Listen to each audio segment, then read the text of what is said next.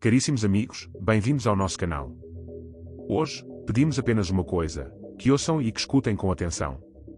Durante cerca de 8 minutos, deixem-se guiar apenas pela vossa consciência e localizem-se nesta foto, que é a única que este vídeo vos apresenta.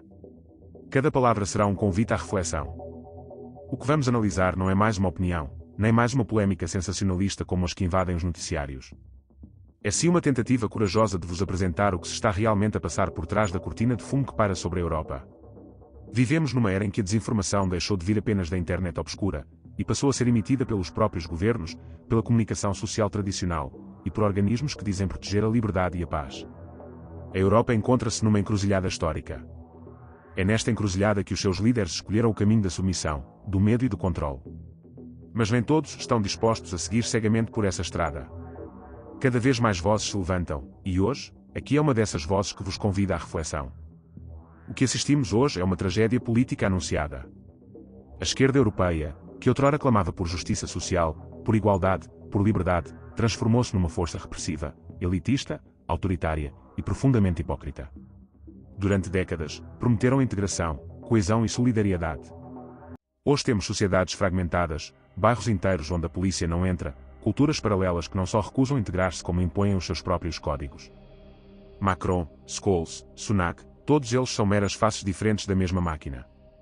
Uma máquina que destruiu a identidade nacional, promoveu uma imigração descontrolada sem critérios nem exigência, e encheu os serviços públicos até ao colapso, tudo em nome de uma utopia multicultural que só existe nas conferências de Davos. As pessoas vivem com medo.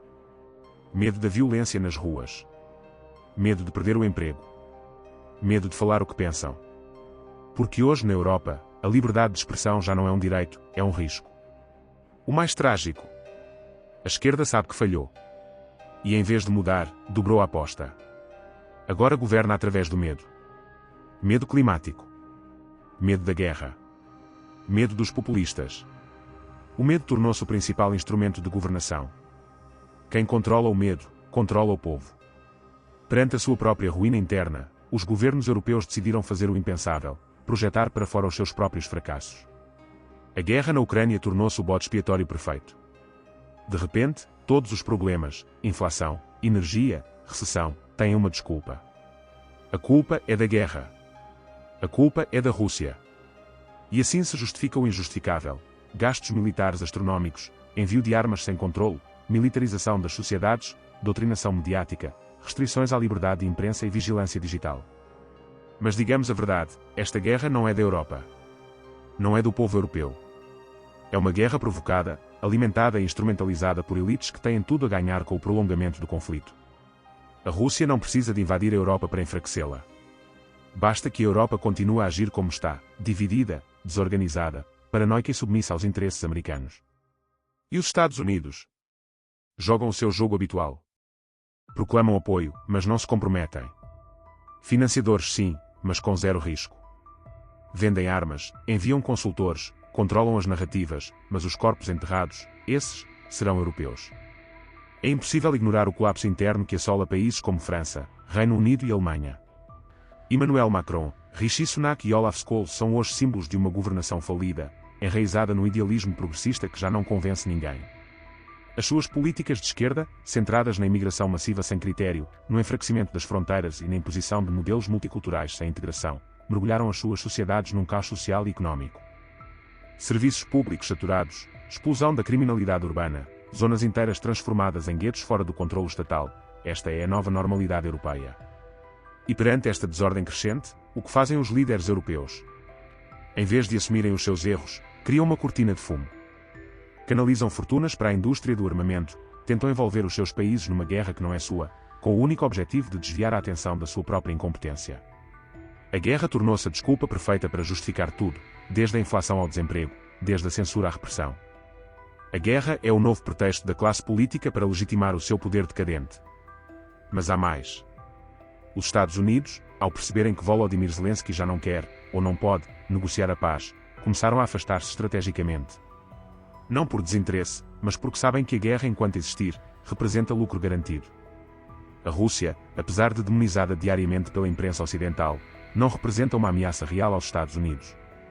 E é precisamente por isso que Washington prefere que o conflito se arraste. Porque enquanto os europeus se afundam, os americanos lucram com cada contrato de armas, com cada tanque vendido, com cada míssil lançado.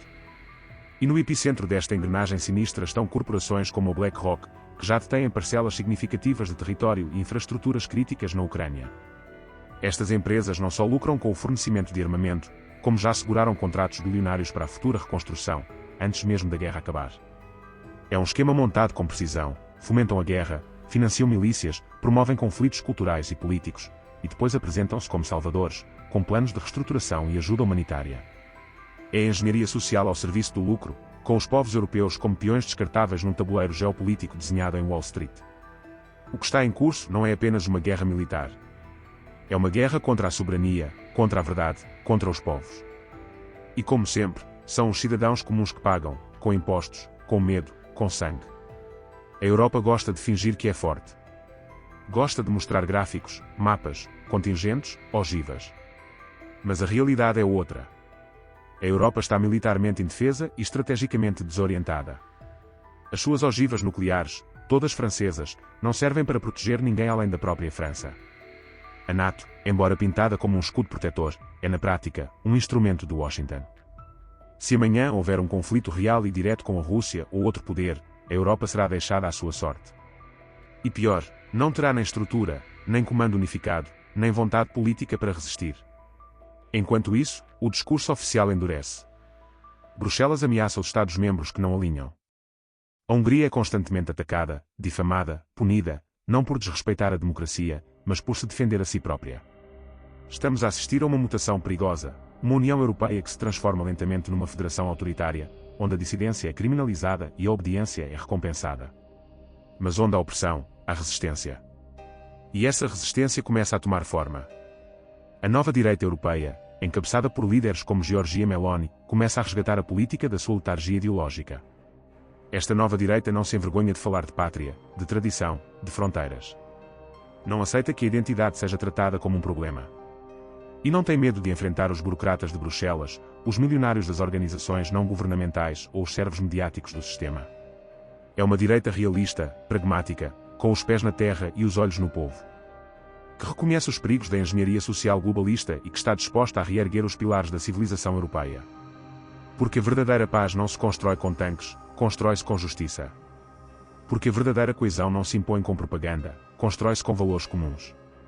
A Europa está à beira do precipício.